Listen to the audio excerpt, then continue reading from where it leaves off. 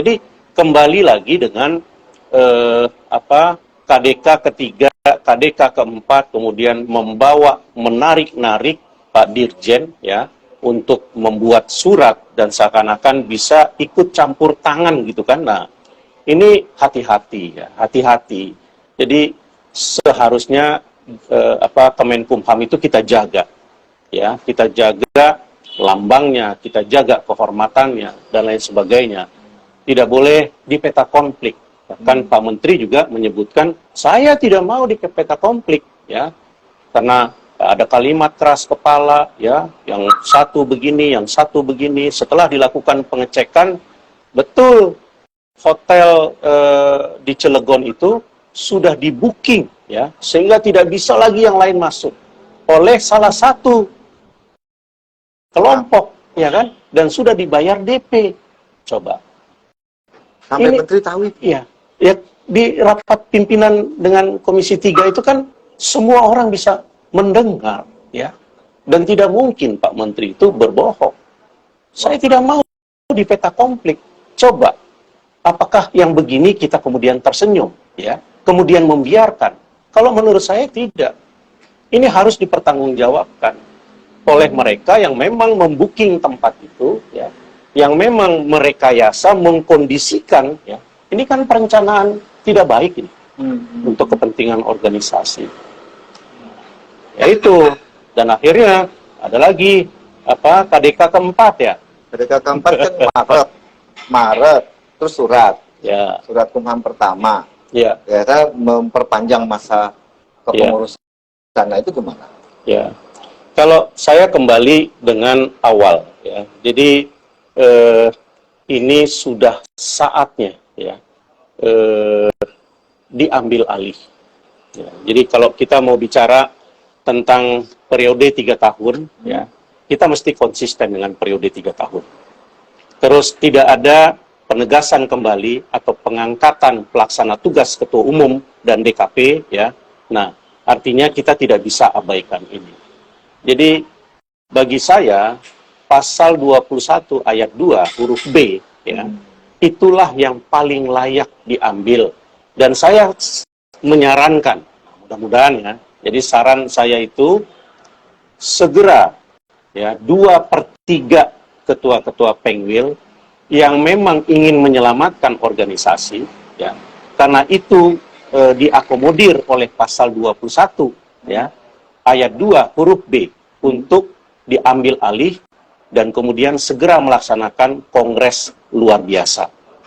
Gitu loh. Nah, dan bagaimana dengan Iwalita, DKP dan sebagainya?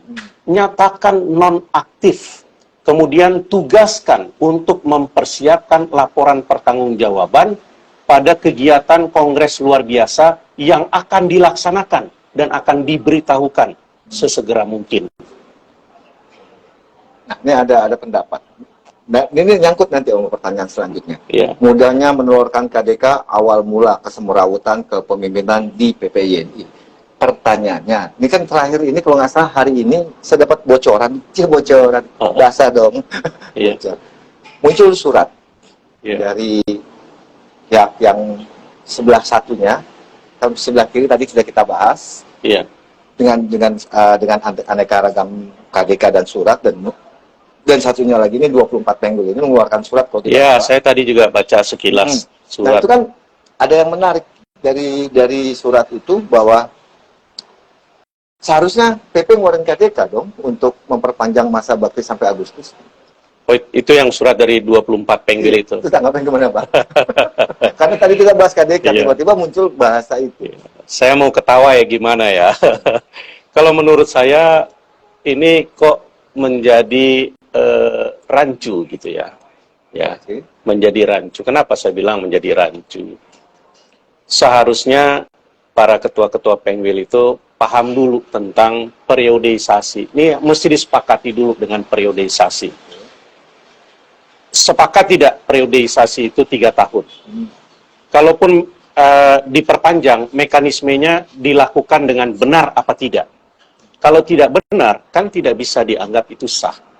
Nah, artinya kan kembali. Terus jalan keluarnya bagaimana? Jalan keluarnya kalau menurut saya adalah pasal 21 ayat 2 huruf B, KLB. Kalau di KLB ya, kan tidak sulit dengan teknologi sekarang ini. Bisa dilakukan melalui video conference ya. Tetapi itu benar-benar nyata dilaksanakan dan diputuskan oleh para pengwil, menyatakan bahwa betul periodisasi telah berakhir. Kemudian kalau ketua-ketua pengwil ini kembali sangat berbaik hati, serahkan kembali kepada Yualita, ya, angkat Yualitanya sebagai pelaksana PLT-nya ya. ya, ketua umum PPINI, legalitasnya dapat. Jadi Sampai terlaksana kongres. Ya. Jadi jangan lagi, tadi saya baca sekilas tentang pasal 19, demisioner kan? Iya. Nah, itu kalau normal, ini kan tidak normal. Maksud saya begini, dengan dinonaktifkan, ya, itu bukan berarti dia demisioner, belum diberikan equity charge, ya, pembebasan tanggung jawabnya belum. Pembebasan tanggung jawabnya kapan? Nanti setelah LPJ diterima oleh KLB. Kalau misalnya diterima bahwa ya Kongres menyatakan menerima serta mengucapkan terima kasih dan penghargaan kepada Yualita Widyadari selaku Ketua Umum periode 2019-2022 dan menyatakan bahwa Yualita diberikan pembebasan tanggung jawab, ya, kalau bahasa kita kan equity dari CASO, ya, di PT. Nah, ini memberikan pembebasan dan tanggung jawab dan dinyatakan demisioner. Ketok palu, baru dia demisioner. Begitu. Baru dia bebas. Saya jadi teringat dengan salah satu narasumber saya menyatakan di pasal 21 pasal 21 ayat 2 huruf A-nya kan jelas. KLB dapat diselenggarakan oleh PP atau PP Demisioner, ya, PP demisioner. Apakah dia sudah didemisionerkan? Kapan? Belum. Ya. Dan itu kalau dalam normal. Berarti kata demisioner karena masa baktinya sudah habis tapi belum terlaksana. Sebenarnya ya, pasal 21 ayat 2 huruf B ya dengan huruf H itu terpisah. Jadi yang ayat 2 huruf B itu dalam keadaan tidak normal. KLB itu dapat dilaksanakan oleh 2/3 dari jumlah pengwil yang ada.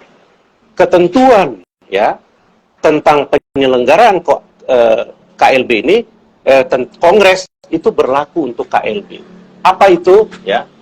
Jadi setelah dinonaktifkan, ya, kalau memang dinonaktifkan, nah, dan saya berharap dengan kondisi seperti sekarang sudah pengwil-pengwil saja mengambil alih. Berarti Ya. bahasa untuk memperpanjang lewat KDK nggak bisa? Nggak bisa lah. Ya kan, ini lagi kan aneh lagi pasal 22 KDK itu terus.